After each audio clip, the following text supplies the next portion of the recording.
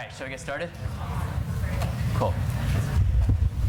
So today we're continuing with the lasso, and we're going to talk first about some methods to actually optimize the lasso, just like we have gradient descent, stochastic gradient descent applied directly to the objective function to do the ridge regression.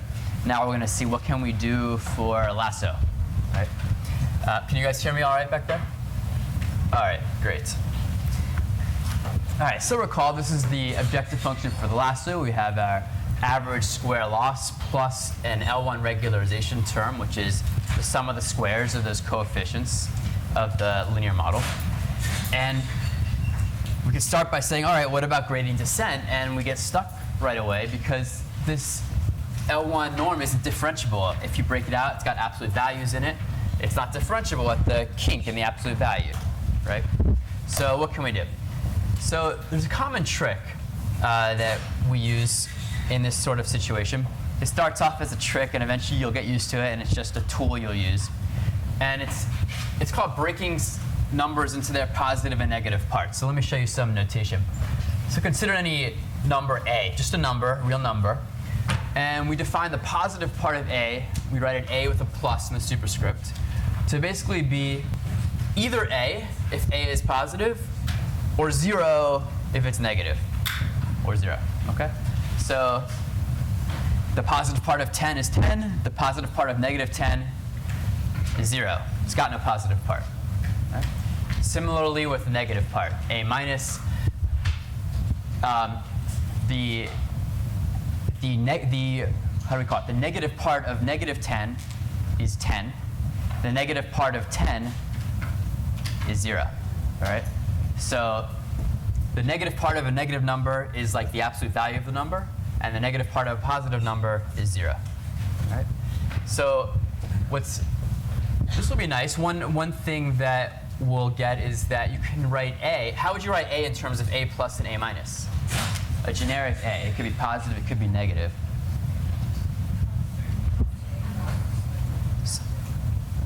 Yeah, OK. So you can decompose a into a plus minus a minus, right? Because if it's positive, a minus is 0, and a plus is the right thing. If it's negative, you got 0 minus a minus, which is the right value for a. Good. So it'll show up on the next slide. Similarly, what do we do for absolute value of a? This is maybe even easier. How would we write absolute value of a in terms of a plus and a minus? Yeah, a plus plus a minus, because a plus and a minus are already non-negative. We just add them together to get the absolute value. Great. All right, so we can apply this trick to lasso in a certain way. So here's the lasso problem again. Now what if we wrote every component of w in terms of a plus and w plus and w minus? So we say wi is equal to wi plus minus wi minus. We basically take our vector of w's and make two new vectors, the positive part of w and the negative part of w. And then we say w equals the difference between those two. Right? That's interesting. Let's try that. Let's try plugging in that decomposition into this objective function. And what about here? We have this L1 norm of w. So that's easy to write. The L1 norm of w is like the sum of the absolute values. Right? So you're going to have a sum of w plus and w minus. Let's see how it looks. I'm missing a transpose. OK, anyway. So we have the w part becomes w plus minus w minus. And then the absolute value part, can you see what I've done wrong there?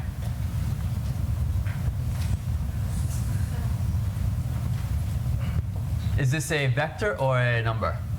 Or a scalar? This is a vector still. So what do I have to do? Say again? That would give the sum of the squares. Yeah, we basically need to sum the entries of that. So one transpose that, since that is a common trick. OK. So what's nice now is we've written this in terms of there's no more absolute value, right?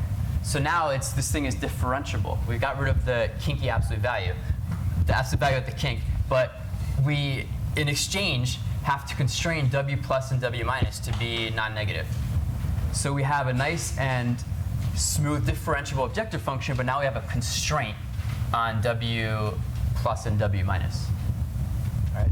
We've also, now instead of just one vector of size D, we got two vectors. So we have a total of 2D variables. All right.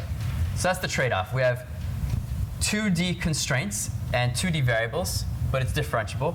And before it was not differentiable and we had no constraints and we had half the number of variables. OK, but we know how to attack this. We can do, for instance, we'll see on the next slide. So there's something called projected stochastic gradient descent.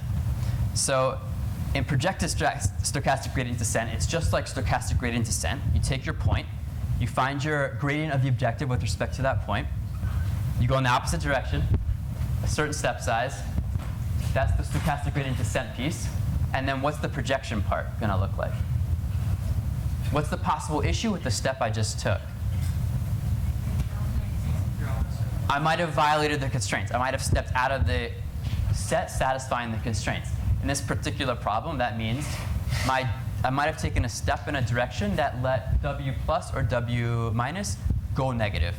And that violates the constraints. So the projected part means we project that point where we ended up back into the constraint set. And it's very easy in this setting. How do we do that projection? Yeah? I would add it to the other part. OK, that's tricky. There's an even easier way to make sure we get back into it. Yeah? Zero the terms that are negative. Yeah, we can simply, if we take a step and W plus suddenly becomes negative 0.5, we just bring it back to 0. So we overshot, and then we say, OK, back up. That's the projection. So for lasso, projected stochastic gradient descent is as easy as stochastic gradient descent plus a truncation when we cross 0. All right. Very good. All right, so that's one method, easy to understand, easy to explain. Let's try another method. Coordinate descent. So coordinate descent is a very general method. It applies to many different objective functions. So I'm going to present it a bit in general, and we'll see how it applies to lasso. So let's suppose we have this function, general now, not just lasso. It's a function of a d-dimensional vector, w1 through wd. And recall that when you take a gradient step or a stochastic gradient to step, we're potentially updating every entry of our parameter vector, right? So we go in the gradient direction, and if that gradient has non-negative entries in all of its dimensions, when we take a step, we're going to change every entry of that w. Right? OK. So coordinate descent does something different. In coordinate descent, in every step, we only update a single entry, a single one of these w's that we're optimizing over. So how would that look? We start, for instance, trying to optimize over w1. And what that would mean is we look, this is the w1 direction, the coordinate direction. And we say, all right, I need to minimize this function along this line. Somewhere along this line, I want to find the minimum, holding everything else fixed. So I find the minimum in the w1 direction. And that's one step of coordinate descent. Now I go to my next direction, which is w2, which is this way. And then I minimize along this line. So maybe I go all the way to here. All right? And now we do another coordinate. So maybe that's w3 direction. That might be this way, right? OK.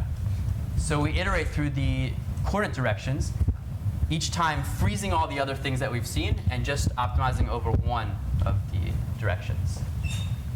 All right. So in math, we write, so the ith coordinate, the new ith coordinate that we step to, is the minimum over that ith coordinate of the objective function, where everything except wi is fixed to whatever it was before, and we optimize over wi. This is coordinate descent math version. Yeah? So it must be the convex models. OK. Question. When does this actually work? Great question. We'll come back in a second. All right. So it is true, though, that I kind of left out some details. When I say minimize along this direction, how do we do that? OK, so maybe that's another iteration. Maybe we have to do steps to do that as well. Think of that as a subroutine of this optimization method. And it turns out that this is a good one. This coordinate descent is good when that subroutine is easy. When it's easy to find this argmin for one coordinate at a time. If that's an easy problem, coordinate descent is a good idea. Turns out it's very easy for lasso. That's why I bring it up. All right. So, yeah. I wrote it here. So coordinate descent is great when it's easy or easier to minimize with respect to one coordinate at a time than to do the full gradient or stochastic gradient or something. Yeah? In this case, should we compute the gradient or just take one step over the line? So you're asking how do we compute this argument? Lots of different ways one can do it. So, your question specifically was, do we just take a little bit of a step in the direction of the minimum along the line, or do we go all the way to the minimum? I think is your question. No. Well, wait, let me answer that question, which would have been a good question, which is that in the classic coordinate descent, you do the full minimization. So you pick a direction and you do your full search. Maybe you have to go back and forth and you find the minimum in that direction and you're done. This is the minimum in that one coordinate. And then you do your minimum. That's the classic version. There's also a version where you just take one step in the coordinate direction. So I do maybe one gradient step in this direction, one step in this, not a gradient step. It's one step in direction. So what would the gradient step be in one dimension? Which direction do I move? What are my options for a gradient step in one direction? Yeah, I either go that way or I go this way, and everything else is step size. So, yeah. Is this method consistent with gradient descent? I don't know quite what that means. If there's only one global minimum, and they both find it, then they will find the same one. Yes. Okay. Okay. All right. Okay, lots of questions. Yes?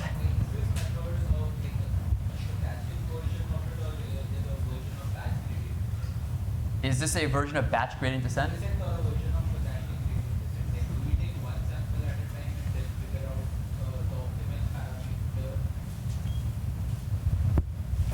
There's nothing stochastic in this method that I presented. So this is generic. This is for any objective function you're optimizing. So if we applied it to lasso, it would be the full objective, empirical risk plus regularization. Yeah? We're choosing one coordinate and then finding the minimum, and aren't we just limiting our second or third or whatever coordinate minima to the first coordinate minimum? So for example. Yeah, I mean, but we're not going to just do one pass. We'll cycle through. Oh, Okay. All right, so why do we bring up coordinate descent for lasso? What's quite surprising is that for the lasso objective function, the minimizer in a coordinate direction has a closed form, an explicit expression you can just solve for mathematically. So no iterative method to find that minimum, arg minimum along one coordinate direction. It's pretty surprising. I'll show you what the form looks like, and then as an optional homework problem, you can derive it. We'll walk you through that. So this is the whole expression.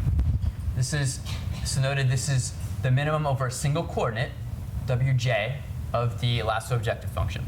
Right? And it has this interesting form. I'll just point out to you, I'll briefly speak about this Cj, and then you can kind of study it more on your own. So Cj, if you look in here, there's a w minus j transpose times xi minus j. What is this? This is saying, let's take our parameter vector w, let's leave out the jth entry. Let's take our x coordinates and leave out the jth entry. And let's take their inner product. So that's like making a prediction using all of our features except the jth one. So this little term is, what's the prediction leaving out the jth feature? And we're predicting on, in this case, the ith data point. And we're looking at the residual when we predict on the ith data point without using the jth feature. All right? And then we look at that residual, and we seem to be taking like an inner product of it with that jth feature, which we had left out of the prediction. And so this is, it's roughly like how correlated is that jth feature with the residual when we predict things without the jth feature. It's rough, okay? But this is what I think of when I see this. All right, in any case, so if that Cj, which I'm going to think roughly as how correlated is the jth feature with the residual of not using it, if that's small, so it's not very helpful in fixing that residual, then that coefficient gets mapped to 0. And otherwise, it gets mapped to something else. That's all I'm going to say about this. But you'll have a chance to look at it more carefully. All right. So the takeaway is lasso seems pretty promising for coordinate descent because that minimization that we do in each coordinate direction has an explicit form we could just code up directly. So it has potential to be very fast. OK. So the question was, one question was, when does this thing work? It's a great question.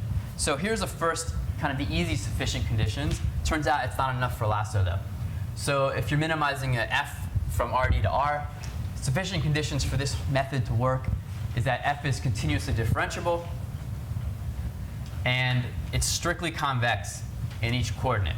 So if you fix all the other coordinates and you look at just as a function of wj, for instance, it's got to be strictly convex in that.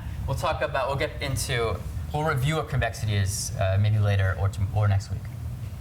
Okay. So what goes wrong with the lasso objective here that doesn't meet these criteria?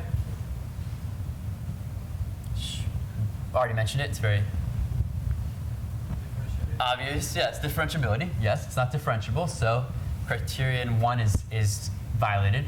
So this is nice and easy to use in some situations when it's true, but it's not for lasso. So there's a more fancy theorem which does apply. So this is an interesting theorem. So it turns out if the objective function f that we're minimizing decomposes in a certain way, we're in good shape. Basically, it's that it decomposes into two pieces, one of which is a function which is differentiable and convex. So g is like the nice part, differentiable and convex. So an example would be our empirical risk, right? That's a sum with the square loss, the sum of the square losses, that's differentiable, and it's convex. And then this other piece, we have the sum over hj's acting on one coordinate at a time, right? And each of these hj's only has to be convex, doesn't have to be differentiable. So how does this apply to our lasso? Yeah?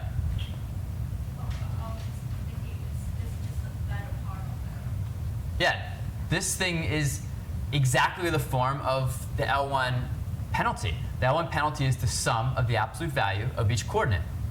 All right, so hj is an absolute value function for the lasso case. And yes, it's only working on one coordinate. So this is it's almost perfect for the lasso scenario. So this justifies using coordinate descent for the lasso.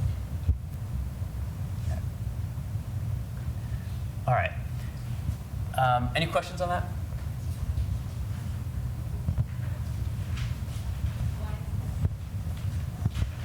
Why does this justify the use of the lasso? Simply that if you recall the lasso, we have this piece, which is differentiable and convex. And this piece, if you write it out, it's the sum of the absolute values of wi. And that's of this form where hj is the absolute value function. All right. So just a side note. Yes. Is there any advantage of applying this method to ridge? Can you repeat? I can't hear you. Is there any advantage of applying this method to ridge over the coordinate descent method? To the ridge regression? I don't know. That's a good question. If there's an advantage, I'm not sure. Might be worth a try. That'd be interesting. I think it would depend on the specifics. What's the dimension of your space, for example? So if your space is very high dimensional, you have to do a lot of, you have to go through a lot of coordinates before you finish one pass. I don't know. Yeah, it's a good question. All right. So what about coordinate descent when we don't have this beautiful thing with the explicit closed form expression for the minimizer in the coordinate direction? Like, what do we do then? So do we really have to go all the way to the minimum in the coordinate direction before we stop? Can we just kind of go a little bit in that direction and then go on to the next coordinate? So it turns out that for lasso regression, the answer is yes. And there's some paper proving that. So that's interesting. We can combine the two things we've been talking about. So we have, remember, this is the differentiable version of our lasso objective, which since it's differentiable, we can go ahead and do gradient descent or stochastic gradient descent on it with the constraint.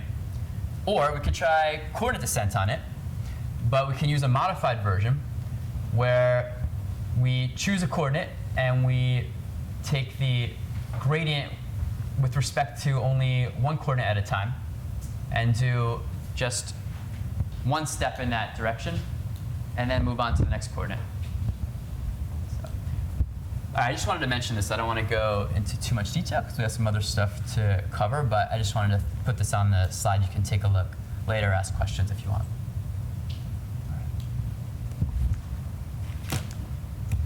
All right, so that wraps up the optimization, the notes I wanted to give on optimization for lasso. And then you'll have some implementation of that to do on homework 2. So you'll get a chance to actually dig into that. So let's see.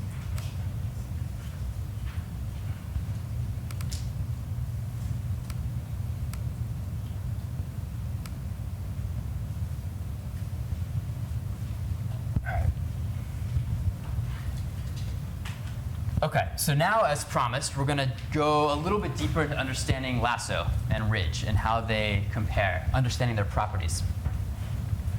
So let's start with a really simple model, another kind of like a thought experiment. So suppose we have a single feature, x1, right? And we have a response variable and output variable y, both reals. And suppose we get some data, xy pairs. This is just 2 columns, very simple. And we run least squares regression, and we find that the empirical risk minimizer is because we're restricting to linear functions, is simply f hat x equals 4 times x1. That's our empirically best linear predictor of y given x. All right? Very simple. Clear? All right. So that's nice. And now here's the question I pose. What happens if we introduce a new feature, a second column, x2, but x2 is always exactly equal to x1? All right? So I claim that we have no new information. x2 is exactly x1. So the empirical risk minimizer we had before is still the best. We're still not going to be able to beat 4 times x1 in our prediction because x2 tells us nothing. All right. Sure, but what's different is we actually have more options now. Now we have 2 things, and 2x1 plus 2x2 gives the same predictions, right? Because x1 and x2 are equal, so that sums to 4x1, same thing. So there's lots of ways to come up with an empirical risk minimizer with the exact same predictions. All right. So this is true for straight empirical risk minimization. But what happens if we introduce L1 regularization or L2 regularization? How does that play? All right. So first of all, anything and this is obvious, anything where W1 and W2, the coefficients of x1 and x2, sum to 4 is the same function, exactly the same function, when x1 and x2 are equal. Clear? All right. So let's look at some different values of coefficients we can use for W1 and W2. And let's look at the corresponding L1 norm and L2 norm of those coefficients to get a sense for what happens. So all of these sum to 4. And check out the L1 norm. I mean, this is just the sum of the absolute values. So it's just a matter of adding 4 plus 0 is 4, 2 plus 2 is 4, minus 1 plus 5. All right, well, here's an interesting one. So L1 norm is the sum of the absolute values. So this is 1 plus 5 is 6. So check out that the L1 norm is the same for all of these solutions when they have the same sign and starts to grow when they have different signs. All right, so this is the characteristic of the L1 norm for a bunch of solutions where the coefficients have the same sum. All right. So in words, the conclusion I would draw from this is that if we were to use an L1 penalty on least squares in least squares regression, and we had two features that were identical, L1 wouldn't care which one you select as long as they're the same size. It'll penalize when they're different, same sign, I mean. It'll penalize when they're different sign. Okay, so that's L1. Now let's go to L2. So L2, you'll see, is minimized when they're equal weight, 2 and 2. So is that obvious why that would be the case? So you could actually show this using math, again, that if you have a bunch of numbers that sum to a fixed total, and you want to minimize the sum of their squares, which is the L2 norm, that happens when they're all equal. So you can show that with Lagrange multipliers. We can also show it with a picture, if you guys want to see that. Okay.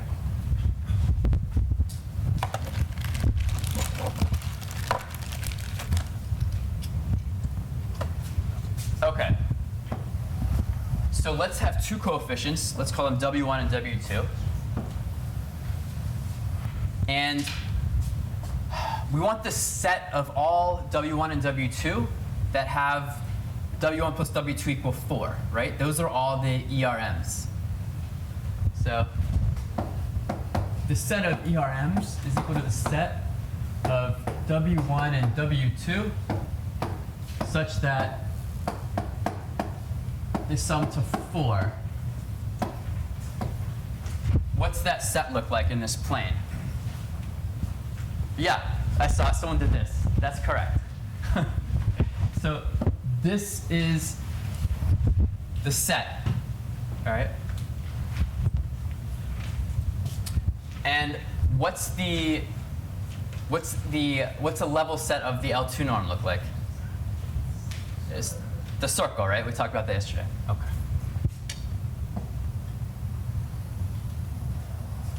So the key point here is that the empirical risk minimizers, so this is the minimum loss, so this is the ERM.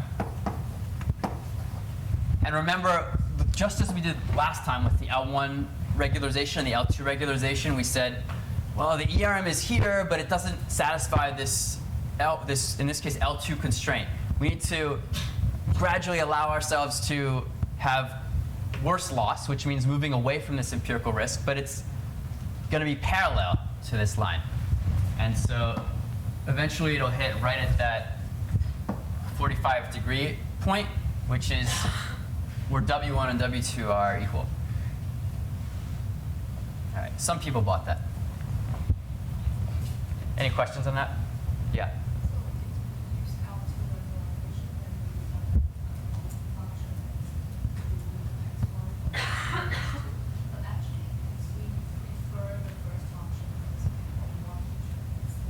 Okay, so question. L2 gives a split between the two, an equal split in weight between W1 and W2. The first entry has all the weight on W1. Question, which one do we prefer? You were suggesting the first one because it's sparse or something, right? And then, so yesterday I gave a slide of all the reasons that one might prefer sparsity. What if none of them apply to me? I don't like sparsity. I'm not that into sparsity. Maybe. But there's a serious reason why we might actually prefer the second one. So we'll come to that in a little while. All right. So the takeaway, the summary here is that when you put a L2 penalty and you have a lot of features that are exactly equal, then the L2 penalty will cause the weights to spread out exactly equally among the features that are equal. L1 penalty doesn't care how they get distributed as long as they have the same sum and they're all the same sign. Right? So in practice, features are not exactly equal, typically, but they're correlated. They can be highly correlated. That happens. And the point is that these same things that are for sure true when they're exactly equal are also roughly true when they're highly correlated and not exactly equal. Okay. So in the practical case, suppose you have 5 features that are pretty correlated, not exactly the same. When you do an L1 regularization, it may tend to select just one or a couple of those variables. It may put some to 0. It may kind of seemingly randomly assign different weights to each as long as they have the same sum. Whereas an L2 regularization on the same set of, say, 5 very correlated features will very definitively kind of spread that weight pretty evenly across the 5 features. That's an important, I think it's a very important thing to remember about L1 and L2, this property. All right. All right, so what I'm about to show is some experimental data, or kind of simulated data that shows this in practice. So I'll set up this model for you. So here, the true model is that y is a linear combination of z1 and z2, but we don't observe z1 and z2 directly. Instead, we get 3 noisy observations of z1 and 3 noisy observations of z2. All right? So the noisy observations of z1 are all very correlated, and they're near one thing. And the noisy observations of z2 are also correlated and near another value, z2. Is that clear? And we're going to observe the noisy observations, not the z's, but the noisy observations of the z's. And we're going to need to go back and predict y. Is that setting clear? All right, let's look at that in math. So let's suppose z1 and z2 are drawn from Gaussian distributions independently. And then we have, let's give ourselves 6 noise variables, 6 independent Gaussian noise variables to play with. And then we'll say y is this nice linear combination of the z's plus some noise. We don't observe the z's, but if we did, this is the exact expression for the y's. And then the x's are either, each x, we'll say x goes from 1 to 6. Each x is either z1 plus some noise or z2 plus some noise. Picture that? OK. Great. So here's what we did. We generated 100 samples of x and y from this distribution. We generated z's too, but we don't observe those. And then just to give you a sense, the correlations among the x's in each of these 2 groups were quite high, 0.97 is the typical correlation. Okay. All right. So what we're going to look at is the regularization paths as we fit this data with lasso regression with different amounts of regularization. Okay. So here's what we have. Let's start all the way on the right, which is where we have no regularization at all. So we should have, we still have some regular, that's interesting. Okay, so we have 6 variables, all right? And their values after lasso regression with no regularization have, what's that? No, they're supposed to have some, so I got this from the book, and I think there might be an error, actually. I emailed the author, and I thought it was close enough, but now I'm questioning. But basically, let's assume this is roughly correct. So the two groups are in yellow and in blue, and they are totally correlated. So you kind of want them to have equal weighting potentially, but in this case, Lasso doesn't do that at all. So this is showing kind of Lasso's indifference to where it puts the weight across the groups of variables that are correlated. All right. So I claim this is not a good outcome. I claim that in a lot of situations, we prefer an even split of the weights across the things that are correlated. So in particular, what I think happened here is that the third variable, which is not even, we only see two blue variables, right? So the third one is 0 all the way. Okay. So the reason I'm wondering if this is even correct is because with no regularization, it's very unlikely for any of those to actually be exactly 0. That's why I think something's a little off here. So I'm not quite sure what's going on, but it's close enough to make the point. All right, so can anyone give some thoughts on why I'm concerned that this variable has, for instance, 0 weight, even though it's no different than the other two in terms of what they represent informationally? They all have the same amount of noise of the original variable. Why should we ignore one of them and keep weights for the other two? Why might this be an issue? Yeah? Anyone? Is it because you're trying to avoid overfitting? It's like exactly what you're trying to do here, and if you put all the weight on one variable instead of splitting it more evenly, that might lead to a lot of like variance and noise, which is exactly what we're trying to Okay. like avoid So- in all of this. So putting all the weight on one variable, that might lead to, you're saying like variance and noise, and you said overfitting, so maybe, I think that's in the right direction, yeah? Our best estimator of disease Yes, our best estimator of the z's would average all of the elements in each group. That's right, that's the main point I have in mind when I say I like to spread the weight evenly. So let's think about that. We really want to know z, which is the unnoised version of each of these yellow ones. That would be z1, and each of these blue ones, that would be z2. The best way to get rid of noise when you have three things that are noisy observations of the same thing is to average them. Right? If you have three people taking independent measurements of the same thing, and would you rather just take one of them, or would you rather take all three and average them? Certainly you want to average them. It's an estimate with a much lower variance. So in the regression setting, spreading your weight evenly across all the variables that have essentially the same information gives you a lot more robustness. So suppose instead you said, oh, they all have the same information. Let's be sparse and just put all the weight on x1. Well, what happens if x1 for some reason had a lot of noise one day, and your prediction would be totally off?